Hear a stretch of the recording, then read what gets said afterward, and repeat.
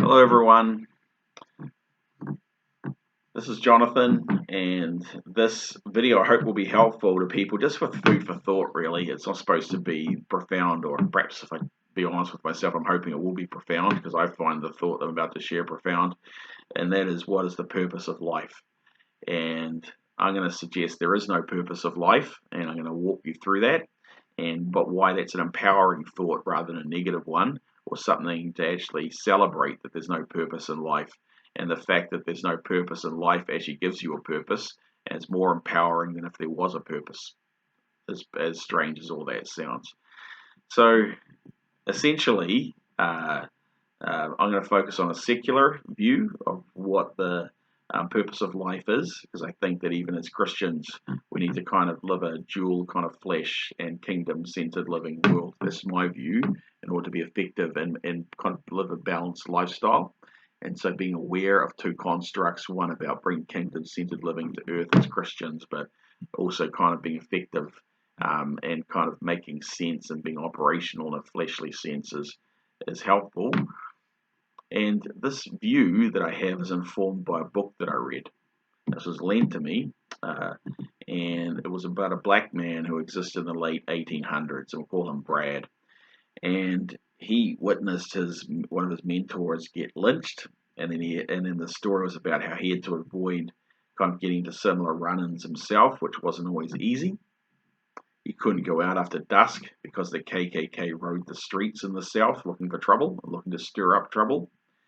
And he avoided all of that, raised a good family, went to Mexico, toured the world, went around North America, worked on the docks, worked here, worked there, had a really full life. And he raised a good family, went to Canada to see snow, talked to the Canadians, went back down south and lived to the age of 100. So you could say he lived a successful life. On the last page, page 310 or whatever, however long the book was, the ghostwriter who wrote the biography said, "Brad, how do you want to be remembered?" And Brad responded, "Don't judge me by the good deeds that I did, judge me by the life that I led." And that struck home. And that's in essence what this video is about, unpacking that concept. And for me, judge yourself when you reach the finish line by the life you led, and not by the outcomes or the pinnacle moments that you had or your great contributions along the way. Don't try to develop a resume list at the end that said, I was a CEO, I kind of won the gold medal, I kind of,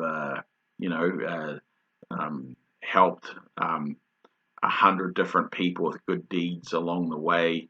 I saved and brought 10 different people to Christ. I did this, I did that, I did the other.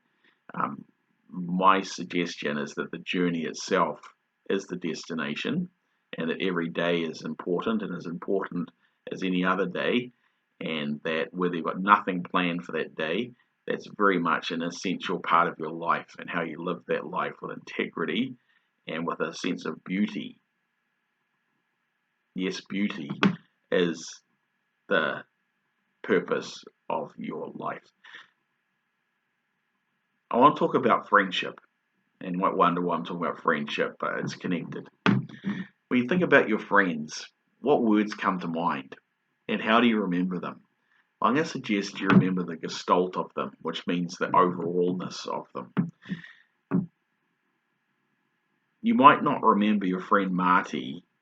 Perhaps you will remember him for the fact that he was the one guy who came for a motorbike riding tour of Europe with you when everyone else said no.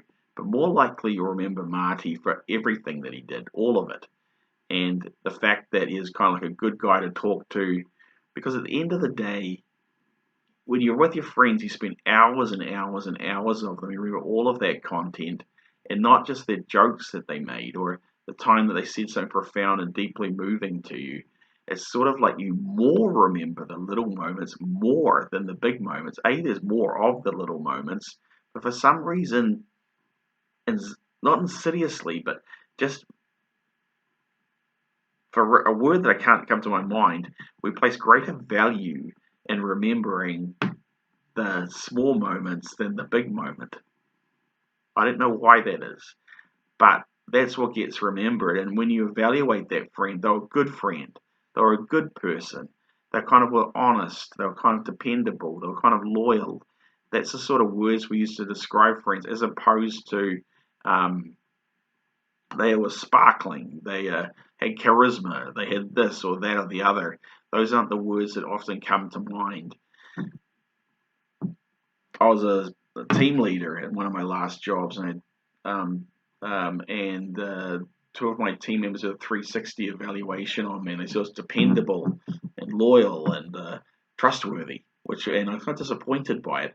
I kind of wanted Jonathan was, you know, kind of like fun to work with, or kind of thought provoking, or some kind of really exciting words.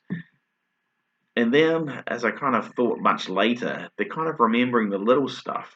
They're kind of like the 90% of the transactions with me, as opposed to 10% sparkling ones, which I might remember because they stand out to me more, where I said something witty or I made a funny joke or so forth. What you're remembered for by your friends is the journey. It's the kind of just the everyday phone calls, the everyday dinners, and that's the purpose of life, is the journey itself and the little moments. And why this is an inspiring thought is twofold. Number one, no one day is any more important than any other day. And so all the days that you have in front of you give you a chance to not make your mark, because that's not the point in the first place.